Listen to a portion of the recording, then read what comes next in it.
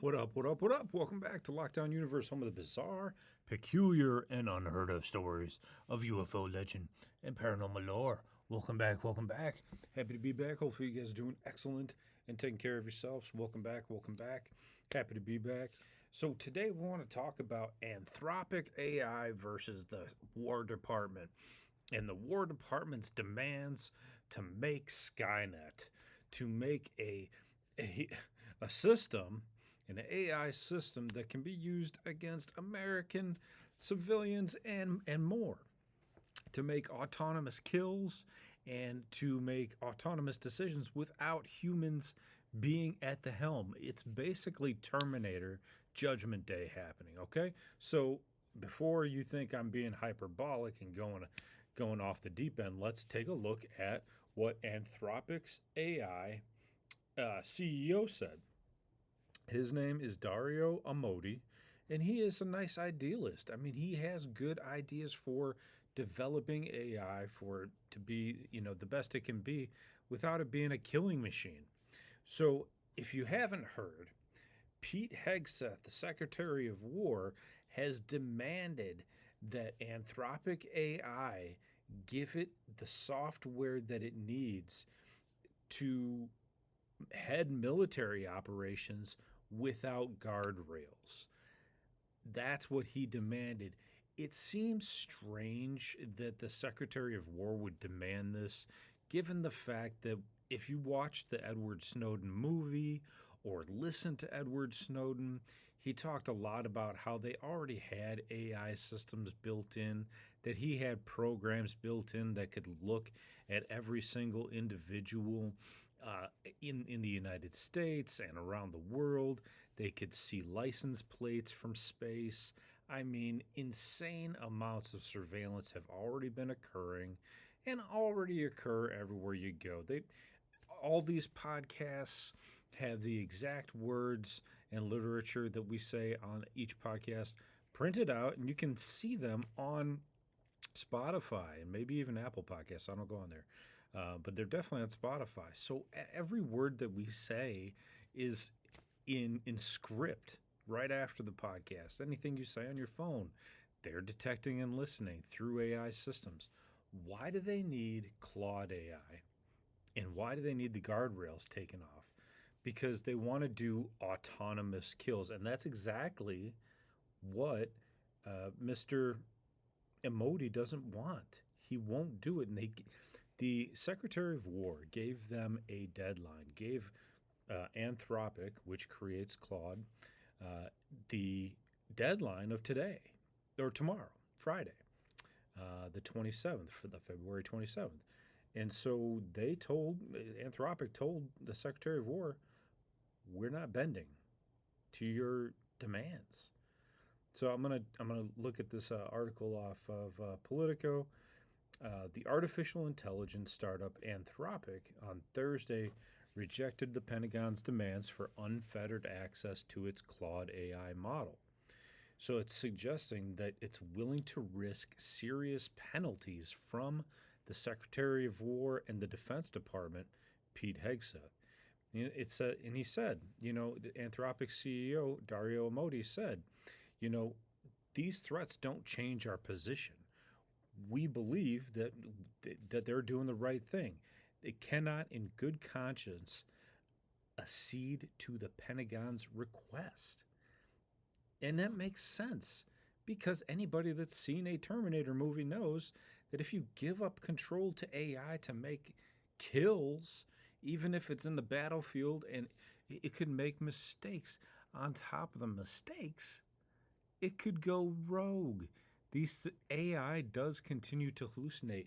Yes, it is great and it is strong and powerful and it can make good decisions, but if you watch the cars from Tesla drive, the automatic driving. I have a friend that has a Tesla. I have a friend that's got multiple Teslas, and he loves them, But I don't feel comfortable riding in those things. I want control. I haven't actually ridden in one yet, but I think that once you give up your control to AI, you don't have control anymore, right? So Anthropic's defiance follows the unprecedented pressure that the Pentagon put right onto their company. And I thought that this was really strange. I thought that I've never seen a government official threaten a private company that's, basically starting up in a brand new field and demand that they give them full access to their programs. I mean, imagine if Bill Gates was creating Microsoft Word or Microsoft Windows, and like a year in, or 2 years in, or 3 or 4 years in, the government comes in and says, "We need total access to your systems, and you have to give it to us. You don't have a choice." Now, you could say it's a matter of national security, but this isn't national security. You still need people to make decisions on kill boxes, on whether or not you're going to make a political decision. If you've seen a show like Homeland, you know how difficult these decisions are when they're looking at having to take out a terrorist, or having to take out, a negative political figure. Nicolas Maduro, right? Just look at that. Or El Mencho, right? Yeah, they did use some of the AI to actually capture them. Um, but you also have somebody at the helm that's making these decisions, saying, "Okay, we know what's going on.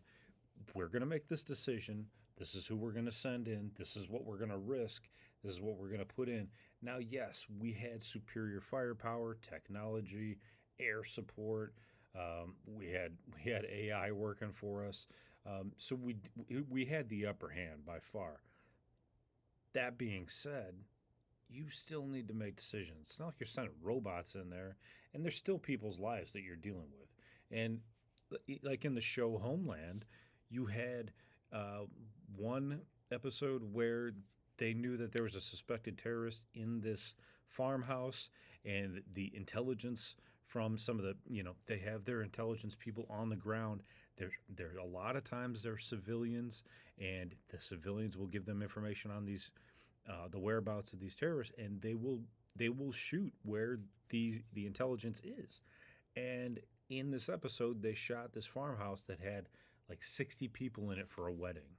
So yeah, the terrorist was there, but they also killed 60 people, and it was a wedding, and they got video of it, and they posted the video on YouTube, and it became an international crisis. I mean, people were getting taken out. I mean, it was like Benghazi in that show. I mean, it's a really great show, and it shows how difficult these decisions can be. Now, maybe the Secretary of War wants to make these decisions easier so they don't have to make mistakes, so that they can use this AI to predictive model exactly where these people might be, to put all the information into one bucket. But don't you think the government already has something like this? It seems strange that they would need it from this brand new company that's been, working on AI for, a few years, and now has really gotten to become one of the best in the field. So Hegseth had threatened to designate Anthropic as a risk to Pentagon's supply chain if it failed to comply by 5:01 p.m. on Friday. The label is almost always reserved for foreign firms with ties to U.S. adversaries. So Pete Hegseth was basically going to designate them as a risk to the supply chain if they didn't give it up, which seems insane to me. You don't have to go with Anthropic. There are other great companies that have AI and would probably be willing to negotiate some sort of contract with the government. The government at this point, at least in Pete's government position, he's kind of like saying, "Hey, we're coming in, we're taking your technology, we're taking it. You don't have a choice. We are taking it, and we're going to use it for national security." But national security has always been secure. They've always been 30, 3 decades ahead of us, at least, if not 50 or 60, years ahead of us as far as technology goes. Yes, capitalism does help develop technology faster, in the private sector many times. But for the government to come in and say, hey, you're doing way better than we are, we're going to come in and steal your shit if you don't give it to us. I mean, it's just insanity. The Pentagon was simultaneously planning to use the Cold War era Defense Production Act to compel Anthropic to lift restrictions off the use of the model. The law allows the government to take control of critical private sector assets in times of war or a national emergency. Now, we know there's a buildup in Iran of warships from America, and it seems to be without a doubt there's going to be some sort of land war or surface to air war or sea to surface war going on over in Iran. The Pentagon, like I said, they've been pushing really hard. The Anthropic spokesperson, who was granted anonymity, stated the company's insistence that they received contract language from the Pentagon overnight that made virtually no progress on preventing Claude's use for mass surveillance on Americans or fully autonomous weapons. Now, see, here is my biggest beef with this. The autonomous weapons thing, that's scary enough because that's basically Terminator movies, right? T2, T3, T4, T5, whatever. It's basically giving control to the computers to make a decision on who they're going to kill. But the other thing is that it's giving unfettered access to monitor citizens in the United States. And to me, that doesn't sound like the home of the free and the land of the brave. It sounds like the home of China and the land of the monitored, and giving up all of our rights to privacy. Now, this is where it gets tricky because there's a lot of these First Amendment auditors that go out and they say, hey, we have the right to free press and there's no expectation of privacy in public. So they're just out there videotaping everybody and making people feel uncomfortable. And I get it, right, that everybody has the right to the First Amendment. But at the same time, besides that, do you want the government to have the freedom to monitor every single thing in every single corner that you do? What if you make a mistake and they have you on camera and it's not even a purposeful mistake or anything like that? What if it looks like you did something? Or what if they use AI and you just happen to be there and they just manipulate you being there and then all of a sudden manipulate you into doing something wrong, to looking like you did something wrong? There's a lot of negative possibilities that can come out of this. AI right now, it's taken away a lot of jobs and it's going to take away a shit ton of jobs. And there's a really funny video. I don't have my phone with me, but there's a funny video that was made that said that had Elon Musk that was older and fatter. It had Sam Altman, who's the CEO of OpenAI, and it had Jeff Bezos, and they were all fatter and older.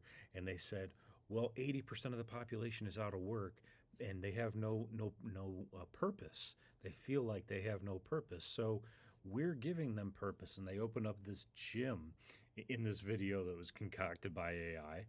And in the gym, there's all these people working out, and Bezos and Musk are saying, we're giving them purpose. They're getting exercise. They're feeling great, and they're giving back. And they're giving us the energy we need to continue to drive AI. And what is AI going to eventually drive us to? A future where we don't have to do anything anymore? Is it going to drive us to a utopia? Or is it simply going to drive us to a more powerful nation in America where we control more and maybe we have more manifest destiny? Trump has been talking about that. So if you have more AI capabilities, you can gather more intelligence and be able to take over more of the world. And I don't think we really need to or want to do that as Americans. I don't think there's a need for more space. We got plenty of space in America. So on Thursday, today, more contract language that was sent overnight represented the Pentagon's final offer. In a blog post, Amodi suggested a willingness to continue negotiations with the Department of Defense, now known as the DOW, Department of War, our strong preference is to continue to serve the department and our warfighters. They want to work with them, um, but with our two requested safeguards in place. Now, Isaac Asimov wrote three safeguards into place when he was talking about science fiction books and the potential for robots to be in our society, and that was for no harm to come to humans, no harm to come to the robot to make it save itself at all costs, with the exception of going against rule number one. And then there was a rule number three that's not rolling off the top of my head, something about, saving humanity or something like that, or whatever. So the point is that it's not supposed to be doing any damage to humanity, even if they are terrorists, even if they are bad guys. Now, we already have monitoring systems in place. They're already using AI. Flock cameras already have the capability to take a description of a car, let's say, and a car happens to kidnap somebody. All the person has to do is say, "Hey, I saw a blue sedan kidnap somebody, and they took off going west," or something like that. And then once the police department has that information, if there's flock cameras in the area, which flock cameras have been going up everywhere, all they have to do is put that information into flock. It will pull up immediately all the cars that match that description. Now the eyewitness can look at all those cars and say, okay, I think that's the one that took her, and it can continue to monitor it. And if these cameras are live, they might be stuck on a post, but they can also use satellite as well if they can get federal agencies on board and so forth. So there's ways for them to track people already. There's ways that these cameras are tracking people already. So I'm not sure why the Department of Defense or War is really pushing so hard. Hegseth's move to invoke the DPA, which is the Department of the Defense Production Act, which basically would force them to give up the information. His move to invoke the DPA suggests that the Pentagon sees Anthropic's AI models as critically important to the United States national defense, a stance that some lawyers and AI policymakers see as contradictory. But given the Pentagon's current claim that the company may be a national security risk at the same time, which seems wild, and they can be anybody can be hacked. So let's say they do give the government the capability to do this and to mass surveil Americans and have autonomous kills. Well, who's to say somebody doesn't hack Anthropic, get into the Department of War, and then just start autonomously killing people? Maybe some dude has a grudge in his basement of high school bullies, and he just wants to take them out and use the back door to the Department of War. You know what I'm saying? There's lots of negative ways that this could be used, and it's not great. These latter two threats are inherently contradictory, Amodi wrote. One labels us as a security risk. The other labels Claude as essential to national security. You can see it's one or the other, right? If you don't give it up, you're a national security risk. If you do give it up, you're valuable to national security, and we will be your friend. And that, I don't know, that seems like some 1945 type stuff. Let's just put it that way, right? We all know what happened in 1945. Now, I'm not saying that that's, whatever. I'm just saying that that's what it feels like. Now let's look at ChatGPT's viewpoint on this, because I did ask ChatGPT to pull me up some ideas and thoughts on this. It's for its own perspective. So ChatGPT pulls up stuff from the web. It does do that. And it even duplicated a lot of what I already said, that it's a supply chain risk. Other AI companies like OpenAI, Google, etc., have reportedly accommodated defense requirements differently which highlights a broader industry tension between serving national security and maintaining safety norms. And you got to imagine Google's probably going to give up any guardrails that it has because Google was actually initially created by the CIA. They gave Sergey Brin and whatever the other guy's name was that created Google money, seed money, to create Google initially. So they can track all of everybody's searches that puts a search on Google, which is how they catch a lot of people in crimes, right? So you got to watch what you type into Google too, everybody. So just keep that in mind. But Anthropic's stand may influence how tech firms negotiate with the governments in the future, which I think is important for at least somebody to stand up for themselves. Um, you know, Anthropic basically is arguing that taking off these guardrails would enable unprecedented domestic surveillance capabilities. Basically, I mean, if you take AI and you put it into their existing framework, they'll be able to basically watch your every move from a satellite position because it's going to take that info and it's just going to continue to compile it. What I don't like is it's going to compile everybody, no matter what, into a profile.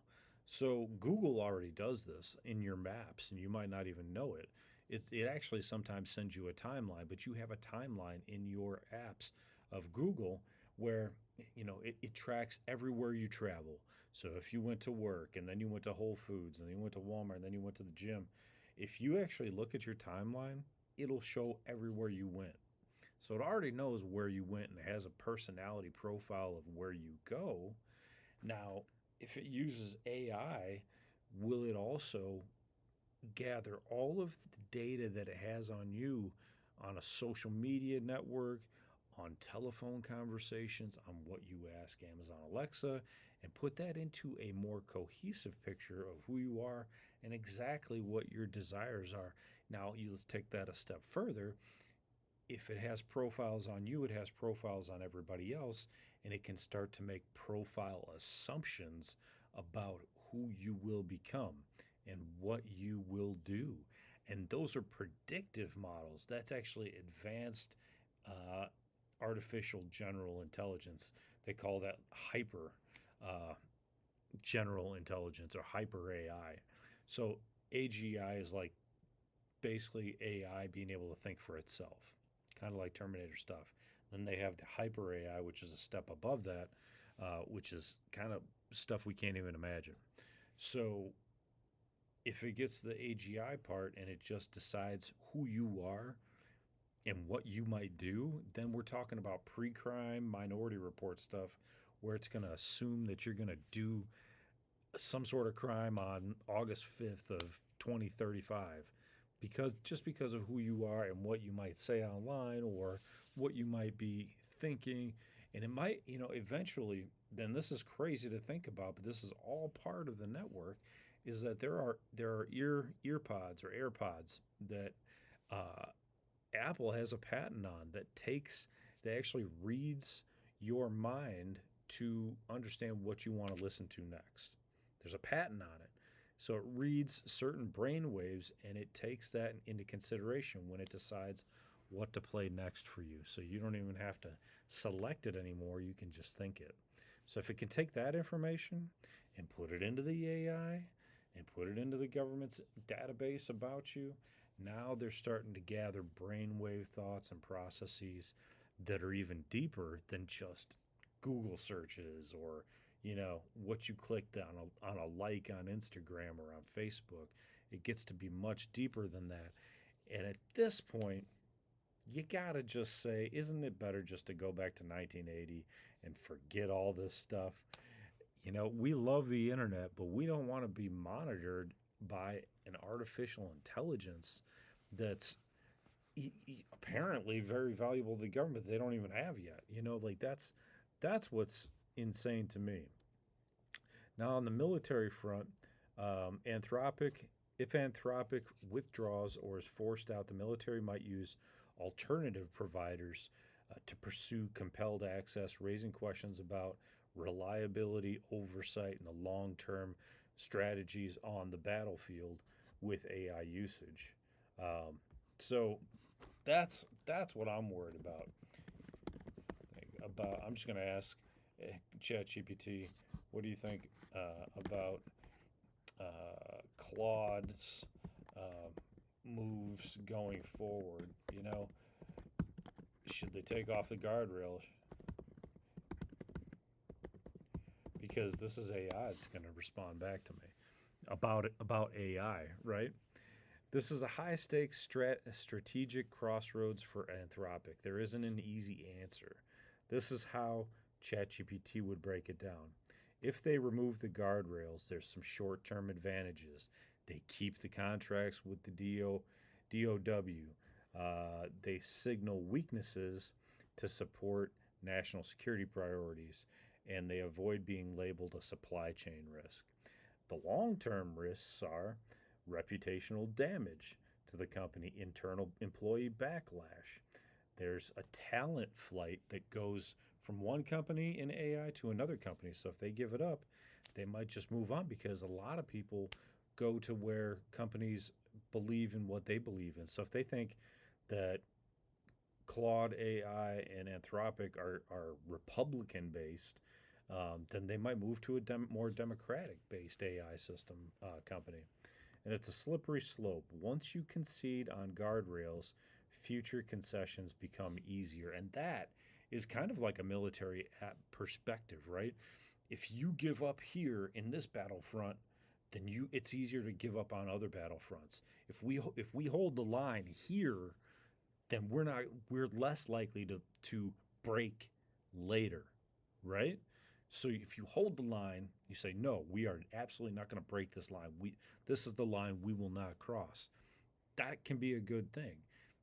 Not necessarily for the Department of War, but it can be a good thing in the overall movement forward on AI because everybody's really on edge about how fast it's been moving. A couple of years ago, even, Elon Musk was trying to tell people we need to pump the brakes on AI. And the fact of the matter is that many of us don't even live anywhere near California or the Silicon Valley where all these people that are in the know are conversing and talking, going out to coffee shops, talking about this, working in the business itself, working in the shop, talking to other coworkers about the development and how they're, new ideas and how fast they could incorporate those ideas. We're all out, in the Midwest or in the Far East or in the South where we don't even have an idea of where this might go. But then one day it pops up and you have all these solutions already completed. And you have people still living kind of back in like the 1980s, 1990s down in the South that a lot of people don't know about. So if you live in a bigger city, you're more modern. You have more understanding about this stuff. But there's a lot of people down in the South or maybe, in areas up in the Northwest that aren't in this. And I'm not talking about Seattle. I'm talking about, South Dakota, North Dakota, and in Wyoming and Montana that, people are living on farms, they're living on ranches. They're not in this world. And so it's almost like we need to have, kind of like a constitutional meeting on this brave new world that we're getting into because it seems like we need to have people monitoring this a hell of a lot more than it's being monitored. If they refuse to remove the guardrails, there is a strategic upside. It reinforces their brand's credibility. It signals independence. It appeals to enterprise customers that are worried about misuse of AI. So it would actually, business-wise, other than missing out on the contracts of the military, would actually expand their company in the private sector, which can be even more profitable. The cost would be losing out on their contracts, possible regulatory friction, and competitors might fill in the military AI gap. But that might be a price you want to take. That might be a risk you want to take. The middle path, and this is what ChatGPT says is the most likely scenario, is that instead of taking off the guardrails, they or walking away. The smart move might be to keep core prohibitions. Um, Let me pull that back up. Here we go. It might be to take core prohibitions like fully autonomous lethal systems, which is what we're talking about, offer controlled, auditable versions of Claude. Well, who's going to audit them? Anthropic or Department of War? And require human in the loop oversight. Well, I don't think that's what the government wants. They don't want. I mean, they do want to be in the loop, but they want to have like these autonomous killbots, and they want to negotiate contractual language. But there's no time left. Tomorrow's the time frame at 5:01 p.m. If they don't agree to 100% of what the Department of War wants, it's over. And the middle path also includes implementing usage logging and accountability frameworks. Well, good luck with that, because nobody is really accountable in the military and in these alphabet soup agencies. This is the exact argument that popped up in Homeland, the television show. If you've seen it with Claire Danes, it's a great show about how these clandestine agencies, CIA, DIA, other agencies in DOD, military operate. Is that they have their mission, and who do they have to be accountable to? Their superiors, and sometimes their superiors, they just have to spin a scenario a certain way. That's what they do, and that's what I think Anthropic is worried about. Is if they just say, yeah, you can use it for whatever. Now Anthropic immediately becomes kind of the devil at this point. They're gonna turn themselves into the company that started like the AI war. You know what I mean? Like they're gonna be Skynet. Sorry, wrong, wrong series there. If they remove the guard sales broadly, they weaken their strategic moat. Their competitive advantage isn't as raw. It's trust architecture, um, and it becomes this slippery slope. They will have no trust from the American people. They they have right now the hottest independent AI agents that are working, uh, and people are working on them furiously, called Claude bot. Um, they have a lot of different words for it. They have a claw, open claw, moltbot, but basically it's an AI open source system where people can use it on their computer, allow it to conduct certain or almost any task they need. It's like a personal assistant running 24/7. And that is their bread and butter coming up into the future. And I think if they jeopardize that, then people are really going to be like, oh, I don't want to use OpenClaw yet, because they already gave away Claude code to the military. So it gets very tricky very quickly, uh, and if hopefully you're able to follow this. It's a lot of current information on AI, but we're going to see what happens tomorrow. I hope that it goes well and that we maintain our autonomy, at least at Anthropic. I don't work there, but that they maintain their autonomy and don't take off the guardrails, because no, everybody's taken off guardrails, and we're seeing a lot of problems. I mean, and there's just a bunch of AI slop out there, people making things that they shouldn't be making, taking people's likeness and making movies with them like China already did. They use like Brad Pitt and Tom Cruise's likeness to create this fight movie scene with their actual voices, and it's really good. And you could basically make entire movies off of it without paying Brad Pitt or Tom Cruise, because these companies are in China, and who's gonna sue a Chinese company? They really gonna go to a Chinese court and try to win money off of these guys? That's where this is getting to be out of bounds, right? Is that there is no control over what you can do, and the guardrails need to start being put in place. There needs to be guardrails. Even the internet has guardrails, has a lot of guardrails, so that we can save a lot of people. There's lots of legal guardrails on the internet, and the internet service providers report any criminal activity to the police, and they report it to other agencies as well. So AI, in the meantime, is the open west. People are making movies on there, not getting trademark, franchise rights. They're not. I mean, music is being created, which is fine, but what's it stealing from to create the music? You know what I mean? And it's writing books, and I'm not against artistic opportunity, but at some point we got to have some guidelines in place so that we are safe, and following legal legal means.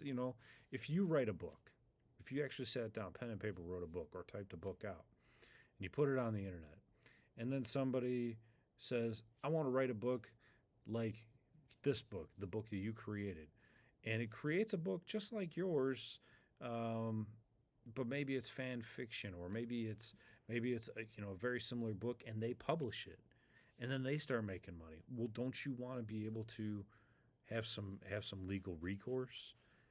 Yes, you should. Or it should say on the AI systems that I can't do that because there's already a book just like that. I cannot copy and paraphrase a brand new book about this topic. You see what I'm saying? Things like that. Now, if you wanted to create some written fan fiction that you put out, but you know, you're not stealing. That's the key, right? That's the key. So, anyway, what do you think? Put your comment in the comment section. I'd like to hear what you have to say. It's a very, very interesting topic. A lot of things we can talk about.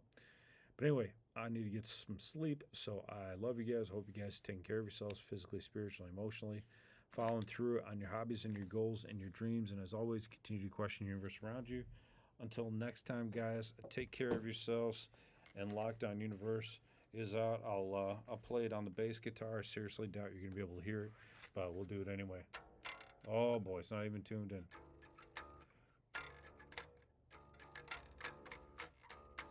You're not gonna be able to hear it. Anyway, have a great day. Take care. Lockdown Universe out. Peace.